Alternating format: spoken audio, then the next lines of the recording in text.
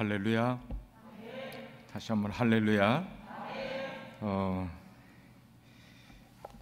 하나님이 우리와 함께 하심을 믿으시면 아멘 하십시오. 새벽부터 여기 지금까지 이렇게 성도님들이 우리 교회 성전에 나와서 이렇게 귀한 예배 드리고 봉사하고 또 이렇게 예배 또 드릴 수 있는 이런 시간이 우리에게 있는 것이 얼마나 감격스러운지 모르겠습니다. 저는 우리 교회 성도님들 한 분 한 분들의 모습을 생각을 할 때 하나님께서 우리가 무엇이 간데 이토록 사랑하시는가 하는 그런 생각을 늘 그렇게 마음에 갖고, 요즘 우리 성도님들의 그 신앙생활 하시는 모습, 그런 것들이 참 제 마음에 너무 기쁨이 되는 것 같아요. 오늘 저녁에는 오랜만에 저기 장사라 자매도 왔습니다. 제가 들어오는데 딱 앉아있어서 제가 깜짝 놀랐어요. 하나님께서 집에서 예배를 드리는 분들도, TV 앞에서 드리는 분들도, 우리 여기 현장에서 드리는 분들도 모두가 다 하나님 앞에 있는 건 동일하다고 믿습니다. 하나님은 영이시기 때문입니다. 우리가 어디서든 신령과 진정으로 예배하면 하나님이 우리의 예배 기쁘게 받으시는 줄 믿습니다. 이제 여기 현장에 나오면은 집에서 드리는 분들보다 더 영적으로 예민해지고 더 좀 힘을 얻는다, 그거예요. 더 영적으로 더 힘을 얻는다. 요즘 그 에스더 전도사님이 우리 교회 오시고 나서 새벽 기도의 분위기를 많이 좀 이렇게 다르게 이렇게 쫙 이렇게 변화시키는 거예요. 특별히 뭐냐면 성경을 교독을 할 때 한 장씩 읽지 않습니까? 새벽 기도 때 한 장씩 읽는데 에스더 전도사님의 목소리가 완전히 기차 화통을 삶아본 것처럼 커요. 그래서 5명의 목소리를 내시는 거야. 5명. 찬송을 부를 때도 그 새벽에 목이 좀 아프지 않겠어요? 근데도 얼마나 크게 우렁차게 부르시는지 다른 사람들이 가만 보니까 분위기에 따라가는 거야. 찬송도 크게 부르기 시작을 하고 성경도 크게 읽기 시작하고.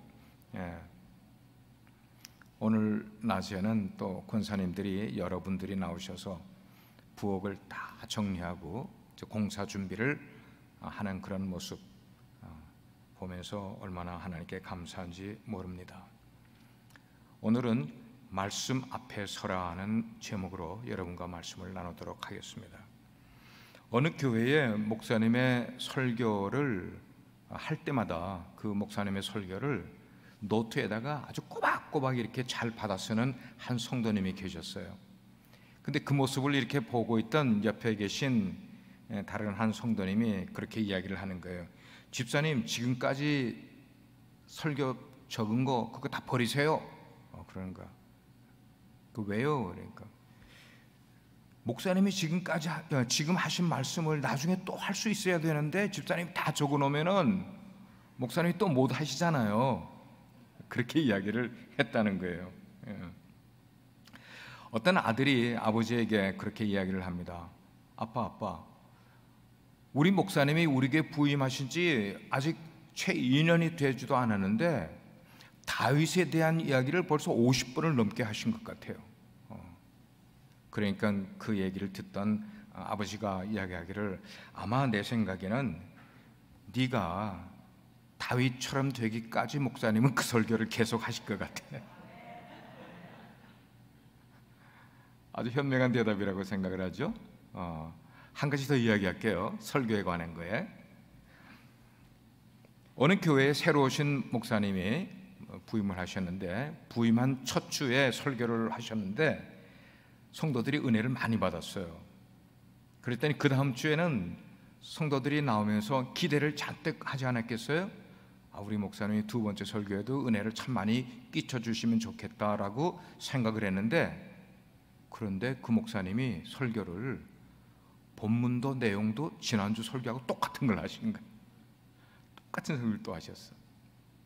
그러니까 성도들 이상하다 그렇게 지나갔는데, 그 다음 주가 됐는데 그 목사님은 또 똑같은 설교를 하시고 그 다음 주에도 넷째 주에 또 똑같은 설교를 하시는 거야. 그러니까 교회의 리더 되시는 몇 분들이 아마 안수 집사님 정도 되셨겠죠. 그분들이 목사님께 찾아가서 항의를 하는 거예요. 아니 목사님 4주를 똑같은 본문에다가 똑같은 설교를 하시면 어떻게 되는 겁니까? 우리가 은혜를 받아야 되는데 어떻게 하십니까? 그랬더니 목사님이 그 교회 리더들에게 말씀하시기를, 제가 전한 말씀을 여러분들이 모두 삶에서 실천하고 계십니까? 라고 질문을 한 거예요. 만약에 그렇지 못하다면 저는 그 설교를 여러분들이 실천할 때까지 계속 해야 합니다 라고 이야기한 거예요. 예. 어떻습니까? 설교 그리고 하나님의 말씀을 듣는 것은 듣고 또 듣고 또 듣고 해도 거긴 전혀 부족함이 없다고 생각을 해요. 세상의 이야기는 한 번 들은 거 또 들으면 좀 구태연한 것 같지만 하나님의 말씀은 듣고 또 듣고 또 들어도 늘 새로운 말씀으로 듣는 것은 우리들의 마음 밭이 어떻게 준비되어 있느냐, 그거에 따라 똑같은 본문 똑같은 내용을 들어도 매번 새로운 말씀으로 듣게 될 줄 믿습니다. 오늘 우리가 읽은 본문 신명기예요. 신명기를 영어로 표현하면 Deuteronomy, Deutero, 이거는 second라는 말이에요. 두 번째라는 말이에요. Deutero. 노미는 라틴어로 law예요. law, 법이에요. 법. Deuteronomy 하면은 두 번째 법. 이 법을 성경에서는 율법이라고 이야기를 해요. 그렇기 때문에 신명기는 보통 우리가 신명기 하면 하나님의 명령을 기록한 책 뭐 이렇게 이야기했는데 그게 아니야. Deuteronomy는 하나님의 두 번째 율법이라 그렇게 이해를 하시면 되는 거예요. 자, 그런 내용을 가지고 오늘 말씀을 들으시기를 바랍니다. 앞으로 몇 주 동안인지 모르지만 신명기를 여러분과 수요일 예배 주빌리 때 나누도록 하겠습니다. 왜 지금 모세가 이스라엘 백성들에게 거의 똑같은 하나님의 명령, 율법을 두 번씩이나 이야기를 해야 되는 이유가 뭔가 하는 것을 말씀을 나누겠어요. 1세대들이, 그 1세대들이란 누굽니까? 출애굽할 때의 1세대들이 거의 광야를 지나가면서 거의 다 죽었어요. 이제 남은 사람은 20세 이하의 출애굽을 했던 어린아이들, 그 사람들이 어른이 된 사람들만 남고 광야에서 200만 명이 이동을 하는 동안에 새로 태어난 아이들, 그러니까 지금 이게 40년 정도가 지난 다음에 신명기가 지금 기록이 됐는데, 출애굽한 지 40년 정도 지난 후의 이야기인데 그동안에 완전히 세대 체인지가 이루어진 거예요. 광야에서. 그래서 이제 가나안 땅을 목전에 두고 모세가 생각을 할 때 너희들이 이 모습 그대로 들어가면 율법도 하나도 모르는 애들이 어떻게 언약의 땅 가나안에 들어가 하나님이 허락하시는 놀라운 축복을 그 가나안 땅에서 누리며 살 수 있겠니? 그래서 내가 너희들에게 다시 하나님의 말씀을, 호렙산 시내산에서 내가 처음으로 받아서 너희들에게 전해줬던 그 메시지를 다시 세컨 제너레이션들인 너희들에게 다시 한번 이야기해 줘야 되겠다. 이야기해 주는 이유는 뭐냐면 너희들이 이제 들어가 살 가나안 땅에서 너희들이 하나님의 축복받는 백성으로 살아가게 하기 위해서. 목적이 그거였어요. 신명기의 목적은 바로 그거였어요. 이 신명기 말씀이 선포된 시기 그리고 장소는 어떤 것인가? 3절 말씀에 나와 있어요. 이스라엘 백성은 출애굽한 지 3개월 정도밖에 되지 않았을 때 이미 그들은 시내산에 도착을 했습니다. 시내산, 우리는 하나님의 성산이라 일컫죠. 그 시내산에 도착을 했어요. 그때 하나님께서는 그 시내산에서 하나님의 종 모세를 통하여 1차로 말씀을 선포하게 하시는 거예요. 그 말씀이 뭔가 하면 율법인 거예요. 율법을 처음으로 이스라엘 백성들에게 선포하게 하신 것이었어요. 그게 출애굽기 19장에 나오는 메시지예요. 그리고 그렇게 시내산에서 말씀이 첫 번째로 선포된 지 40년이 지나는 해에 오늘 말씀 보니까 40째 해가 되는 해, 그러니까 40년이 되는 해 11째 달 첫날에 하나님은 다시 모세를 통하여 이스라엘 백성에게 말씀을 주신 것이에요.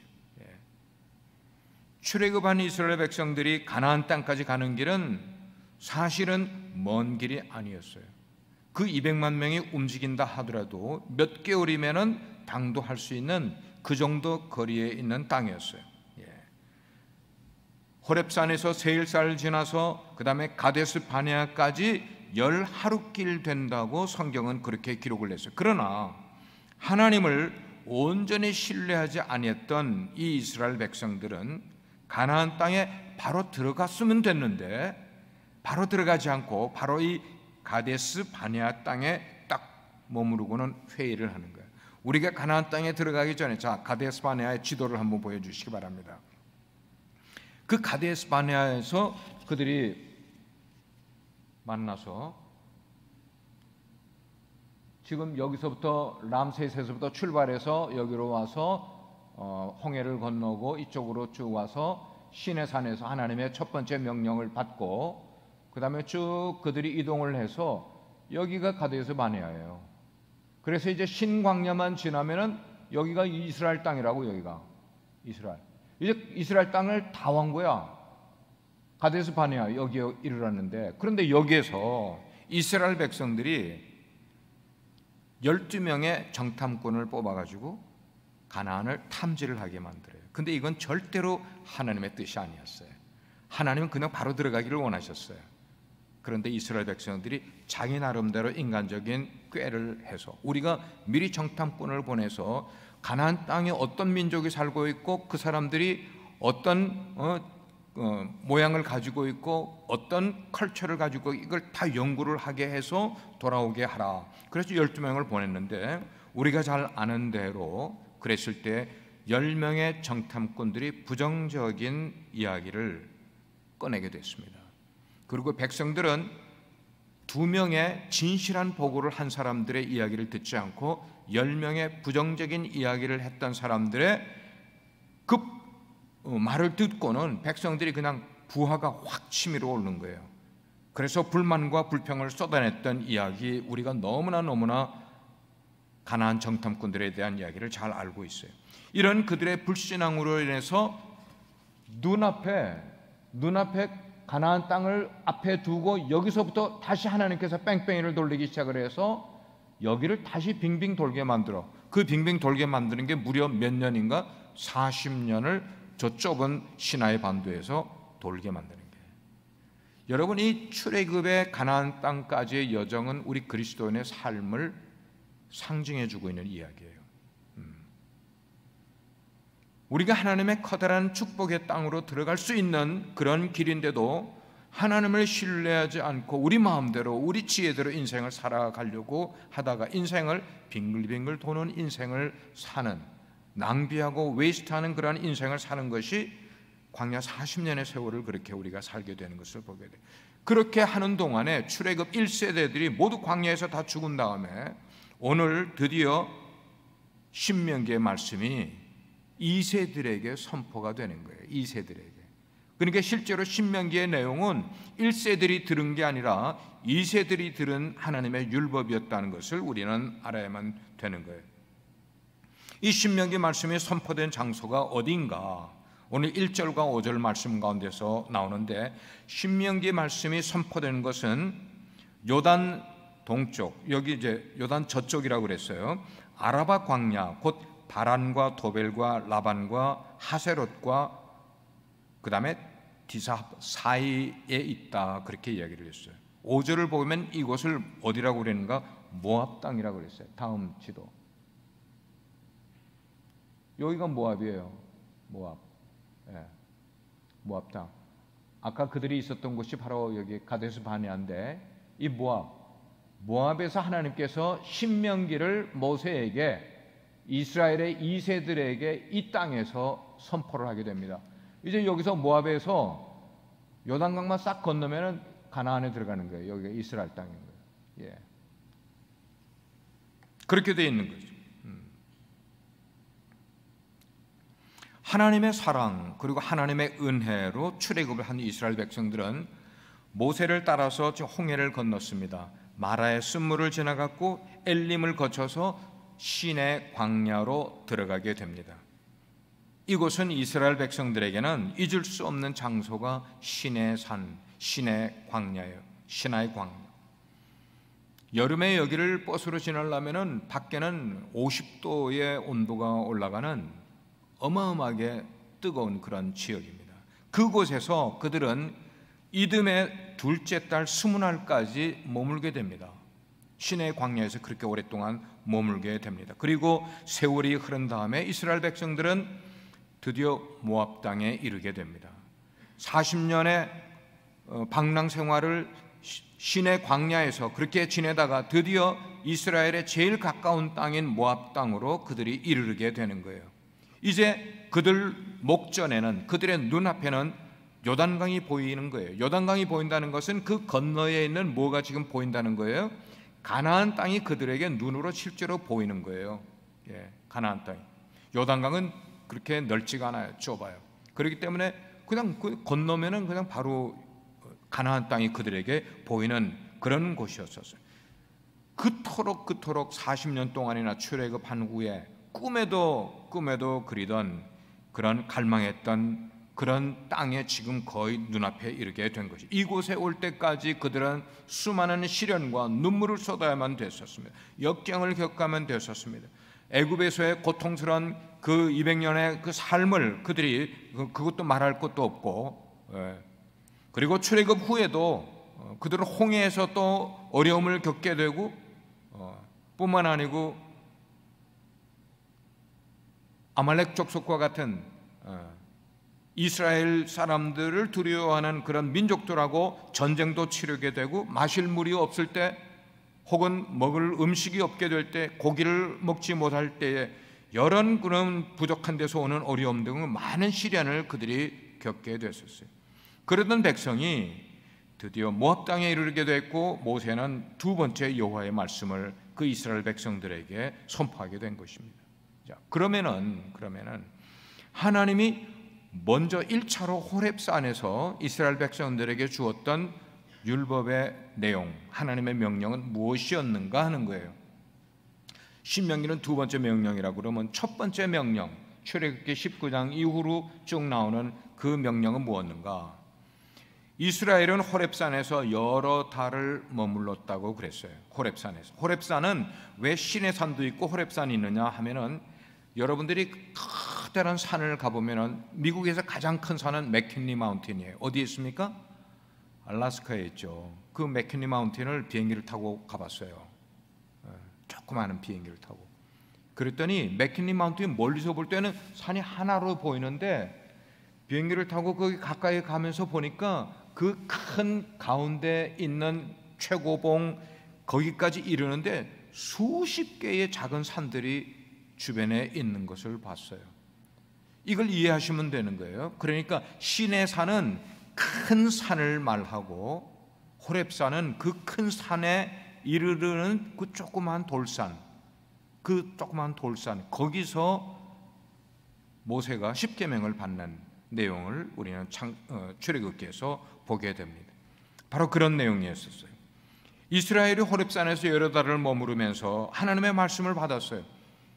말씀만 받은 것 아니라 하나님의 성막을 그때 처음으로 만들게 됩니다. 성막의 성전의 전형인 태버나클, 성막을 거기서 만들게 됩니다. 그 후에 하나님께서는 아브라함에게 약속하고 이삭에게 약속하고 그의 아들인 야곱에게 주리라고 약속하신 땅, 어느 땅입니까? 가나안. 거기에 들어가 그 땅을 차지하라는 명령도 바로 그 호렙산에서 받게 되는 거예요.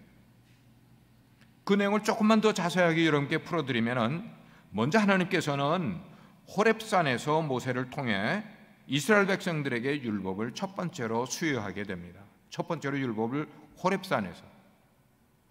그 율법은 이스라엘이 가나안에 들어가서 거기서 하나님이 말씀하신 그 율법대로 지키며 살아야 될 생명의 법이 바로 첫 번째 수여한 그런 율법의 내용이었어요. 그래서 모세는 그 하나님께 받은 율법을 백성들에게 선포를 했죠. 선포할 뿐만 아니고 백성들은 그 율법을 순종하겠습니다, 하나님의 말씀을 경외하겠습니다, 하나님의 말씀에 절대로 복종하면서 살아가겠습니다라고 거기서 하나님 앞에 모세를 통하여 그들이 맹세를 하게 됩니다. 이제 가나안으로 들어가는 모든 준비가 다 끝난 거예요. 어디에서요? 호렙산에서 이미 그들은 가나안에 들어갈 모든 준비가 된 거예요. 왜 준비가 됐습니까? 하나님께서 이스라엘을 도우시겠다고 약속을 해주셨어요. 그리고 그들이 가나안 땅에 들어가 지켜야 될 율법도 그들이 수여를 받았습니다. 이제는 그들이 하나님의 그 말씀에 대한 믿음을 가지고 가나안을 향해서 진격해 들어가는 일만 남은 거예요.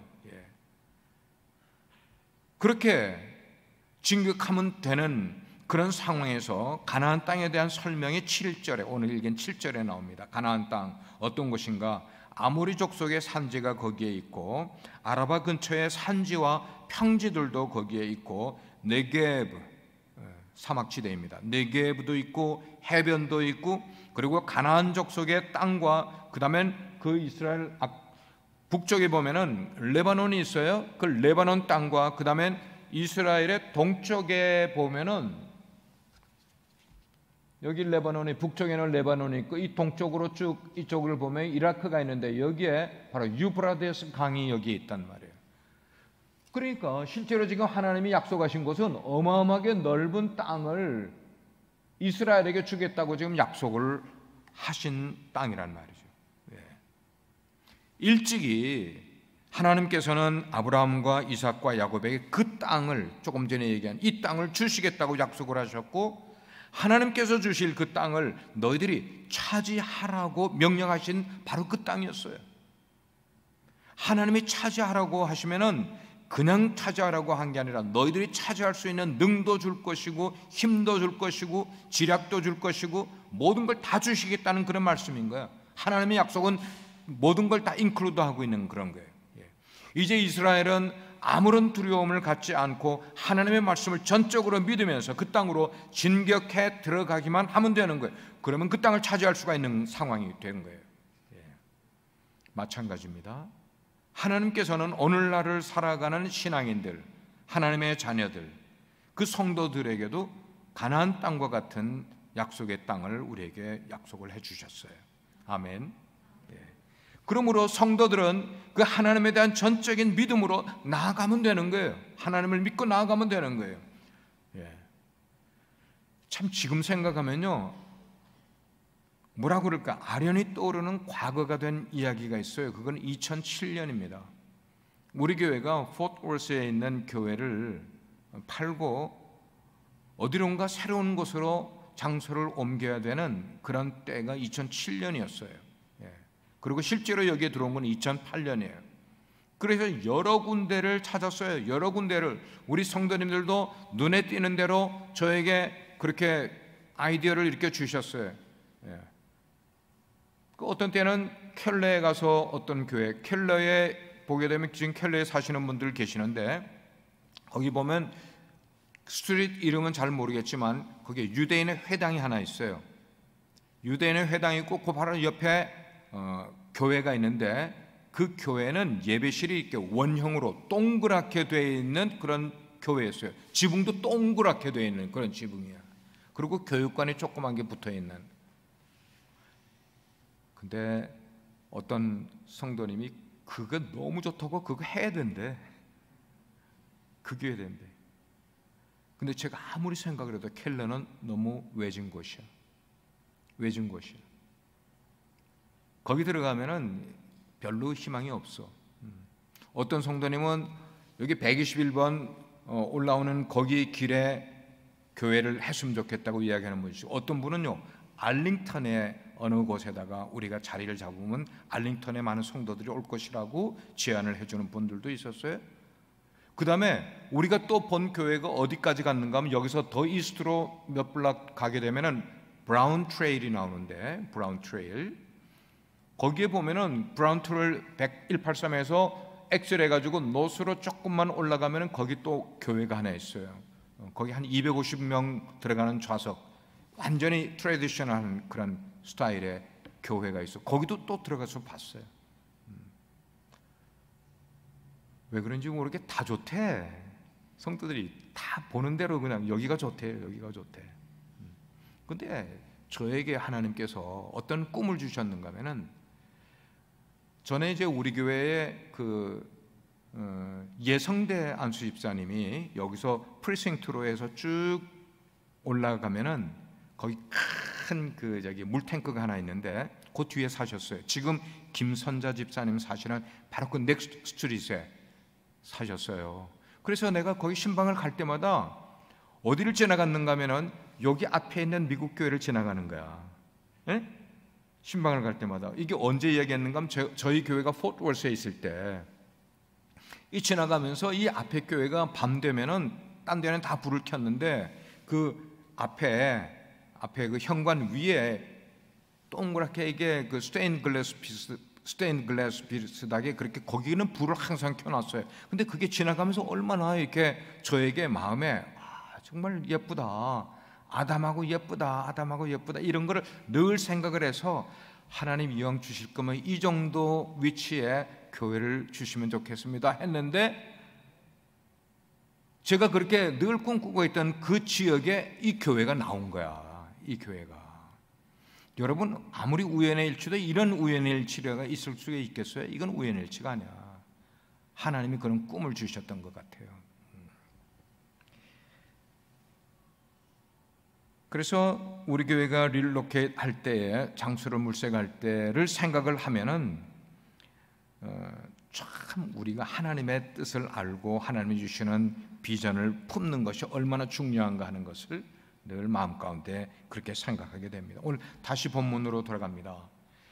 사실 모세가 아까 그 요단강 앞에 있는 그 모압 평지, 그 평지에서 이스라엘 백성들에게 선포한 바로 이 하나님의 두 번째 율법, 뭐라고요? 신명기는 하나님의 두 번째 율법인 거예요. 이것은 이미 40년 전에 호렙산에서 하나님이 선포하신 바로 그 내용들이었어요. 그럼에도 불구하고 율법을 다시 선포한 이유가 뭐라고요? 제 설교를 들으신 여러분들, 그 이유가 뭐라고요? 이스라엘 백성들의 구성원들이 바뀐 거야. 어떻게 바뀐 거예요? 1세대들은 처음에 호렙산에서 하나님의 율법을 받았을 때에 들려줬던 들었던 사람들은 거의 다가 죽었어요. 그리고 그때는 아주 어린 20살 이하의 어린아이들이나, 그리고 새로 태어난 그 사람들, 율법을 하나도 들은 적이 없는 그런 사람들, 그 사람들에게 하나님의 메시지를 두 번째로 들려준 것이 신명기였다는 말입니다. 바로 그런 것이었어요.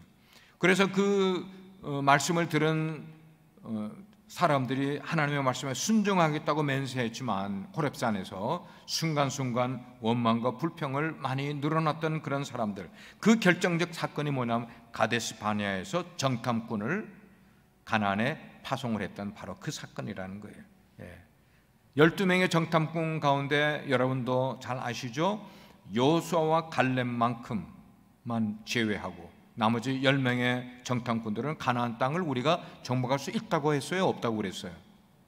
정복할 수 없다고 그랬어요. 없다고 한 그것 때문에 40년을 그들이 방황하게 된 것이었어요. 비관적인 그런 보고에 동요되어서 하나님을 원망하고, 그리고 심지어 모세와 아론을 죽이려고까지 했던 바로 그 이스라엘 백성들, 그때에 임한 하나님의 진노로 그들은 광야에서 40년의 허송 세월을 그냥 보냈습니까? 얼마나 고생하면서 40년을 고생을 했어요. 그리고 결국은 그들은 가나안 땅에 들어가지 못하고 광야에서 고생하고 죽어서 광야에 묻혔단 말이에요. 그래서 모세는 이전에 율법을 듣지 못했던 그 새로운 세대들에게 시내산에서 선포했던 율법을 다시 선포하게 된 것입니다. 하나님이 주신 그 율법은 이스라엘 백성들이 가나안 땅에 들어가 그들이 살면서 지켜야 될 하나의 지침서와 같은 하나님의 메시지였었습니다. 그렇습니다. 우리들도 마찬가지예요. 오늘 메시지의 적용은 뭐냐면 우리가 들은 하나님의 메시지를 우리 세대에서 끝내서는 절대로 안 된다는 거예요. 어떻게 해야 된다는 거예요? 우리의 자녀 세대에 전해줄 의무가 우리에게 있음을 오늘 말씀을 통해서 우리는 깨달아야 됩니다. 우리가 신앙생활을 했습니까? 그 신앙생활을 물러줘야 되고, 우리가 들은 하나님의 메시지들, 율법들, 이런 것들을 우리 차세대들에게, 우리의 자녀들에게 바로 가르쳐 줘야만 하는 겁니다. 그리고 그들로 하여금 지키게끔 만들어줘야 되는 거예요. 내가 들었던 그 말씀이 자녀들 세대에도 들리게 만들고, 그리고 자녀들의 삶의 지침이 되어서 그 지침을 따라 생활하게 될 때 우리의 자녀들이 하나님이 가나안 땅에 이르러 이스라엘 백성들에게 주셨던 그 복이 우리의 자녀들에게 임할 수 있도록 우리가 자녀들에게 하나님의 말씀을 가르치고 적용하게 만들어줘야만 되는 거예요. 그러면은 우리가 한번 생각해 보시길 바랍니다. 우리는 어떤 방법으로 우리의 자녀들에게 말씀을 전해줄 수 있을지 우리가 고민도 좀 해보고, 어떻게 하면 좋을지 기도도 좀 해보고, 계획도 좀 세워볼 수 있는 저와 여러분이 될 수 있기를 바랍니다. 마지막 세 번째는, 비록 자기 자신은 약속의 땅에 들어가지 못했습니다. 누구예요? 모세예요. 그렇게 모든 것을 다 쏟아붓고, 그리고 하나님의 율법을 다 전수해준 모세는 정작 하나님의 약속의 땅에 들어가지 못했지만, 그럼에도 불구하고 이스라엘을 이끌면서 하나님의 경외하기를 가르치는 바로 그 모세에게서 우리가 배워야 될 게 무언가 하는 거예요. 오늘 신앙생활하는 저와 여러분이 배워야 될 게 무언가. 모압 평지에서 말씀을 선포한 모세는 아마 감개무량했을 거예요. 내가 40년 전에 호렙산에서 바로 이들의 조상들, 그 아버지 세대 사람들에게 하나님의 율법을 그들에게 전해서 다 가르쳐 줬었는데, 이제는 세컨 제너레이션들에게 내가 또다시 하나님의 율법을, 신명기를 그들에게 전해주게 된다니 그는 그의 마음 가운데는 정말 감개무량했을 것이에요. 모세는 어떤 사람이었습니까? 40년 전 미디안 광야에서 양을 치고 있는 가운데 하나님의 부름을 받았던 사람 아닙니까? 그래서 하나님께서는 그를 부름으로써 그의 영이 죽은 것 같았던 그런 영을 살려주시고, 그의 인생에 다시 영적인 불을 붙여주시고, 그 영적인 불 붙은 그를 애굽에 보내서 하나님의 백성을 이끌어내는 지도자로 그를 삼으셨단 말입니다. 그러나 이스라엘 백성들은 가나안으로 인도하는 그 일이 모세인들 쉬운 일이었겠어요? 강군사님, 모세가 이스라엘 백성들 인도하는 거 쉬운 일이었겠어요? 어떻게 보면은 100명의 성도 이끌어가는 것도 쉽지가 않아요. 그런데 200만 명을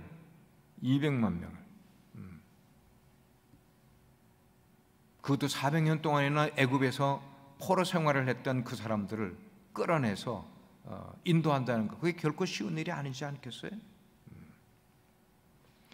백성들은 모세를 신뢰하지 못했습니다. 어느 정도 시간이 지나면은, 그리고 막 하나님의 역사가 일어나면 신뢰할 줄 알았는데 그렇지도 않았어요.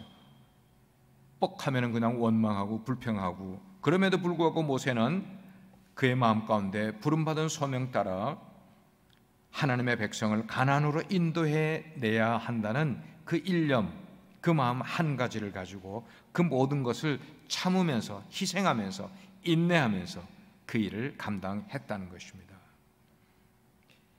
모세에게 한 가지 우리가 모세를 언급할 때 잊지 말아야 될 사건은 무리바 사건입니다. 무리바 사건. 모세가 바위에서 반석에서 물을 내라고 그럴 때 그 반석을 치는 것이 아니었는데, 그만 모세가 자기도 모르는 새 막대기로 그걸 쳤죠. 지팡이로. 바로 그 사건으로 인해서 그는 가나안 땅에 들어갈 수가 없었지만, 그러나 그 백성을 향한 그의 정말 애정, 그런 것은 거두지 않고 끝까지 죽을 때까지 모세는 마음에 품고 백성들을 가나안 땅 바로 눈앞에까지 그들을 인도해 갔다는 것이. 그래서 그는 요단강이 바라다 보이는 그 모압 땅에서 두 번째 하나님의 말씀을 출애굽 2세대들에게 전하는 감격을 그는 경험하게 됩니다.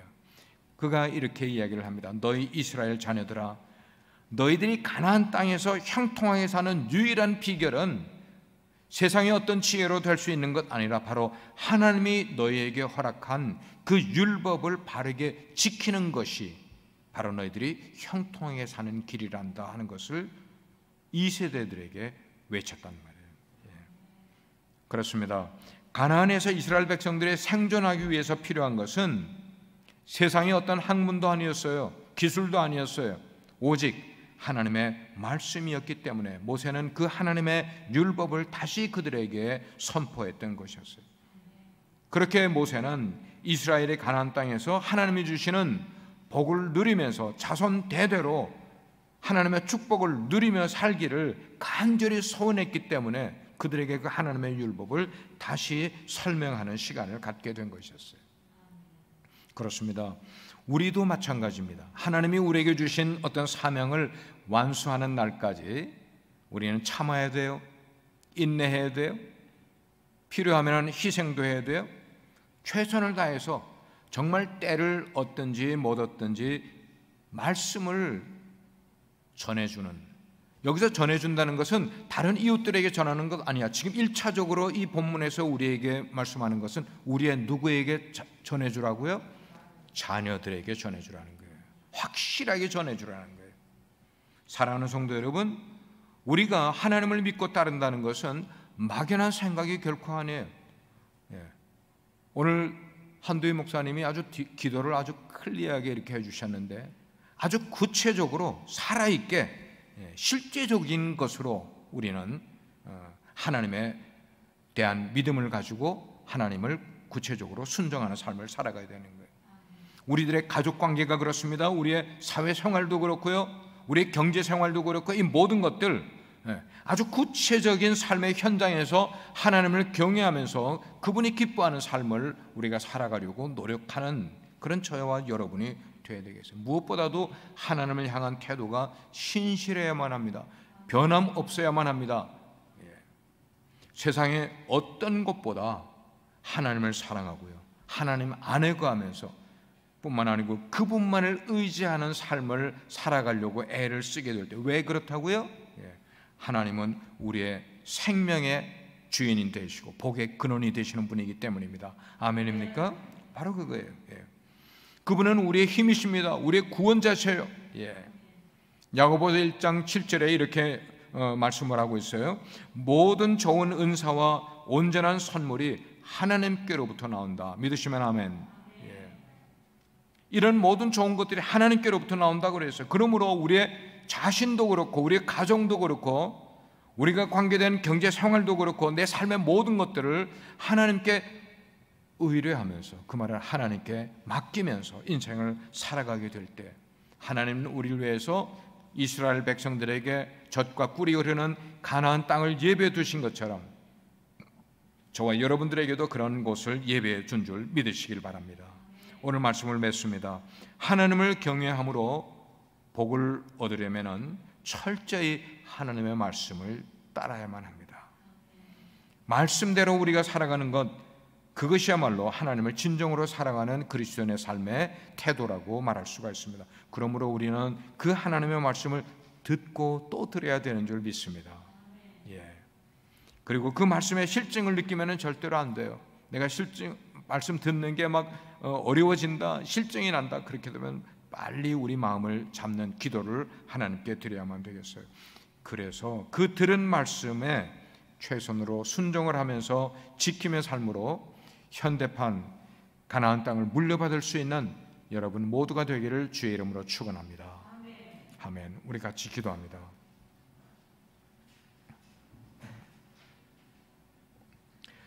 모세는 시내 땅에서 1차로 선포한 율법을 잘 모르는 2세대들을 위해서 모압에서 다시 한번 하나님의 말씀을 선포했습니다. 그게 신명기입니다.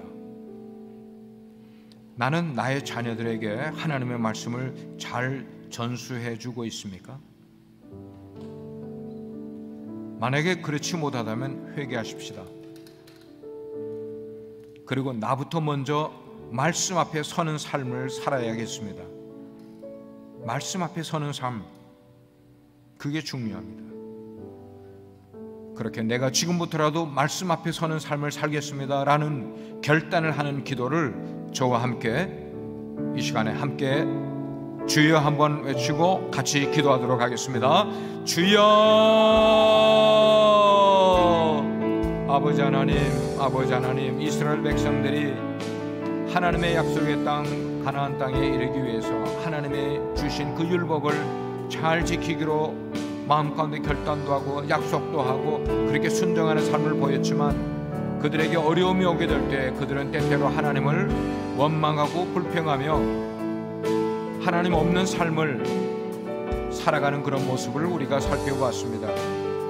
결국 하나님께서 다 예비해 두신 가나안 땅을 목전에 두고 그들이 하나님의 말씀을 지키기보다는 인간적인 지혜를 앞세웠다가 40년이라는 오랜 기간 동안 광야에서 방황하는 삶을 살지 않았습니까?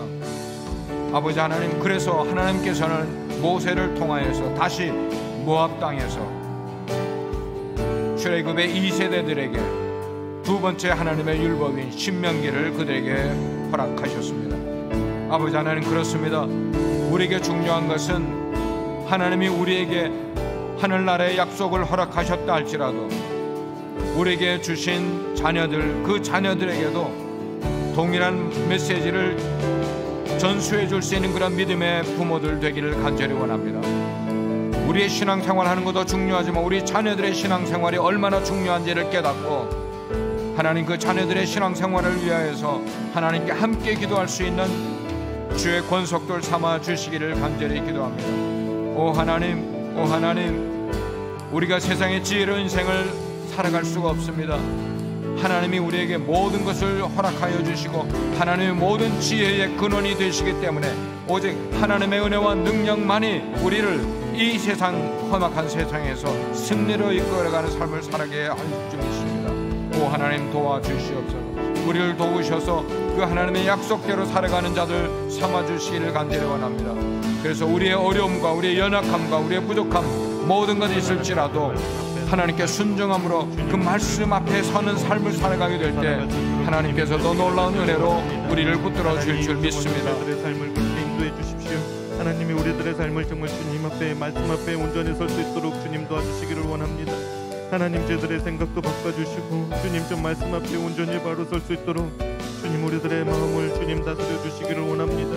하나님, 때로는 우리들의 마음이 무뎌지고 우리들의 생각이 하나님 정말 주님 앞에 올바로 서지 못할 때마다 주님 저희들의 말씀으로 고쳐주시고 말씀이 저희들 머릿속에서 생각날 수 있도록 주님 도와주십시오.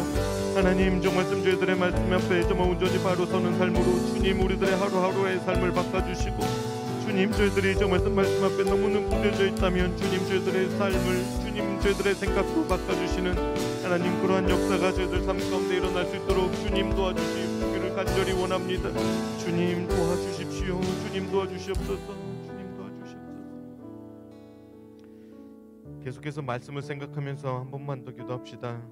우리 시간 말씀 앞에 서라라고 오늘 하나님께서는 말씀하셨습니다. 우리들의 삶을 돌아봅시다. 얼마만큼 우리들 자신이 말씀 앞에 서 있습니까? 얼마만큼 말씀과 친밀하고 얼마만큼 말씀을 지키려고 노력하며 서 있습니까? 혹시 우리 가운데 말씀 앞에 무뎌졌다면, 나태해진 모습이 우리 가운데 있다면 우리 주님 앞에 회개로 나아갑시다.